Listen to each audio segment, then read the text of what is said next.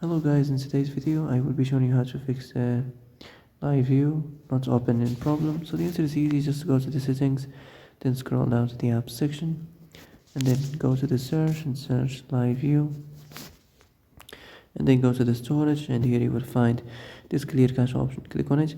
Now you can go check it if it works, and if it didn't, you can try to restart your phone or turn the Wi-Fi off and on, or the Bluetooth or the airplane mode. Also, you can try to clear data, but be careful. If you clear data, all this application's data will be deleted. This includes all files, the settings, the accounts, the databases, etc. So be careful if you wanna clear your data.